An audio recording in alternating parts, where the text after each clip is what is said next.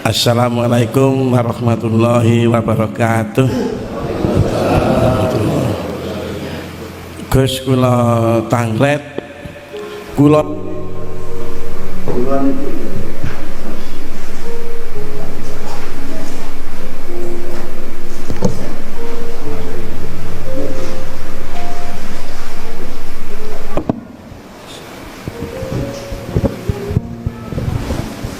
Gus kula tanglet kula niki urip nggih. Sing nguripi kula niku sinten? Nomor kali sak temene tanah suci niku wonten pundi? Sampun. Assalamualaikum warahmatullahi wabarakatuh. Waalaikumsalam warahmatullahi wabarakatuh. Kula iki urip, sinten sing nguripi? Kula nyuwun tanglet riyin. Maksude kula niki kula makhluk napa kula Allah? Kula makhluk. Kula makhluk. Oke. Inilah proses syariat hakikat makrifat, Pak. Kula niki urip. Sing nguripi sinten? Ya jawabane mudah, sing maha urip. Bahasa Islam mengatakan Allah. Wis, iki syariat. Sehingga kita diperintahkan untuk berlaku hukum syariat. Di situ ada dua hukum, satu hukum larangan, kedua hukum perintah. Artinya mana larangan tinggalkan, mana perintah jalankan. Oke. Ini kan masih ada dua urip, Pak nggih. Ada sesuatu yang diuripi, ada sesuatu yang nguripi. Padahal di dalam Al-Quran Allah katakan huwallahu ahad, kul huwallahu ahad. Kalau hidup itu cuman tunggal. Akhirnya kita harus belajar tarbiyah, ilmu tentang ruh, ilmu tentang hakikat, ngerujuk kita terhadap Kanjeng Rasul. Terus diterusno, nanti kalau sudah saya katakan sudah sampai pada makrifat, sehingga uripku ku iku mboten masuk terhadap hamba. Hamba ini sudah hilang loh, Pak.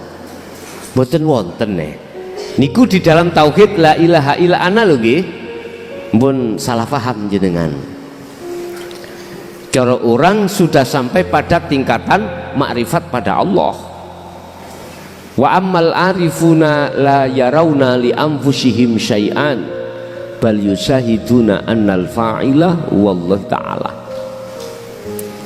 Disebut orang arif itu sudah tidak punya iman beliau itu jikalau munculnya perkara dari dirinya atau dari makhluk lain, itu dari diri atau makhluk lain, enggak. Yusahiduna, mereka itu syuhud nyawang, mereka itu beriman bahwasanya munculnya semua perkara itu annal fa'ilahu wallahu ta'ala, hanya Allah. Berarti muncul apa yang pada dirinya apapun itu datangnya dari Allah, hidup loh, dan maksudnya itu. Berarti kalau sudah di situ, sehingga bahasanya ngeten, Pak, uripku Allah ya karena uripku. Nek tadi lah mboten uripku sebab diuripi Allah. Wes saiki enggak. Lah yang bicara iku Allah ya. Lah mangkan yang berbicara kita. Lah gitu ya. Bon, itulah keseimbangan hukum syariat ke hakikat menuju makrifat Allah. Itu satu. Dua. Apa mang? Tanah suci sak temeniku ning ndi? Dikatakan dalam satu ayat,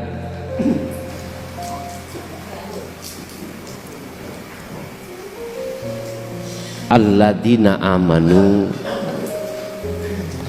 Siapa sih yang disebut orang yang memakmurkan masjid itu? Ini nanti larinya ke masjid, Pak. Piye dua ayat ini?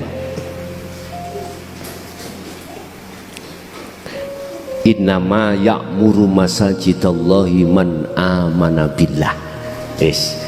Siapa yang dikatakan di situ orang yang memakmurkan masjid, bukan masjid bangunan niki lho Pak ya, bukan. Sampai akan menemukan tanah suci manakala sudah menemukan masjid.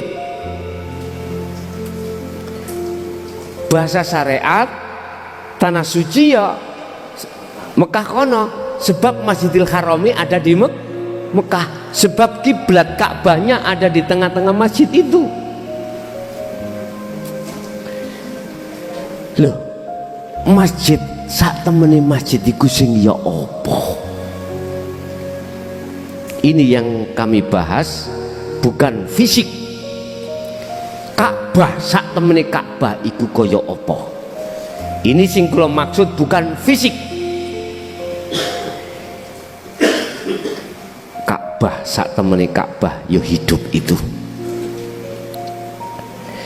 Masjid sak temene masjid itu di dalam hati jenengan, yang berdiri di atas tanah suci Mekah. Tanah suci. Suci dari mana? Suci dari kepentingan hawa nafsu. Siapa itu? Beliaulah yang manahnya, hatinya sudah bebas dari ketergantungan kesenangan dunia. Allah katakan cirinya orang itu adalah wa may yakfur bitawuti wa yu'min billah. Barang siapa yang hatinya itu sudah tinggalkan itu namanya hubbus syahawah, yang dibawa oleh nafsu, ditaruh di dalam tanah suci Mekah, tanah suci ya, iki sudah tidak ada. Wa yu'min billah, itulah sebetulnya tanah suci. Terus cara meraihnya itu bagaimana? Allah katakan tadi, innallaha, sesungguhnya Allah iku ma'alladzina taqau, bersama orang-orang yang takwa. Berarti ilmu hakikat, amal iku dilaksanakan berbentuk uzlah, istiqomah terus menerus. Di situ kalau praktek sampean tidak bisa lepas dari zikir sirul asrar, karena itu kunci Pak untuk membersihkan seluruh anasir-anasir yang ada pada jagate hati sampeyan kali kula yang berbentuk hubbus syahawah.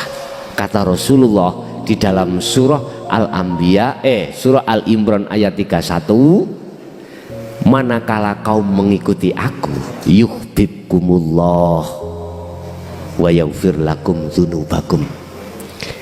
Cintamu tak terima, kata Allah, cintamu tak terima, dan kesalahan dirimu, ruh loh Pak, dirimu ruh bukan jasad, dirimu yang tadinya kau cinta terhadap selain aku tak sepuro, sebab innallaha ghafurur rahim, sebab Allah itu maha pengampun. Sekarang sing simpel, terapke dzikir sirul asrar pun niku tok di setiap keadaan apapun. Udah sampean ikuti di situ, pasti sampean dibimbing Allah langsung. Wallahi dibimbing Allah langsung sampean. Ya ini untuk membersihkan daripada najis yang ada di tanah suci, sehingga disebut tanah suci itu suci dari selain Allah. Roh yang tadinya itu bercinta terhadap Allah, terhadap selain Allah, ini hilang, akhirnya hanya bercinta pada Allah, seperti bayi yang baru lahir. Mengapa disebut fitrah? Kanjeng Rasul lewat Sahih Bukhari mengatakan kullu mauludin yuladu alal fitrah, setiap bayi yang dilahirkan itu keadaan suci, walaupun hasil dengan zina, mohon maaf lo ya, hasil dengan zina, ruhnya itu dikatakan fitrah karena belum kecampuran urusan dunia. Lah kita Pak sudah kecampuran.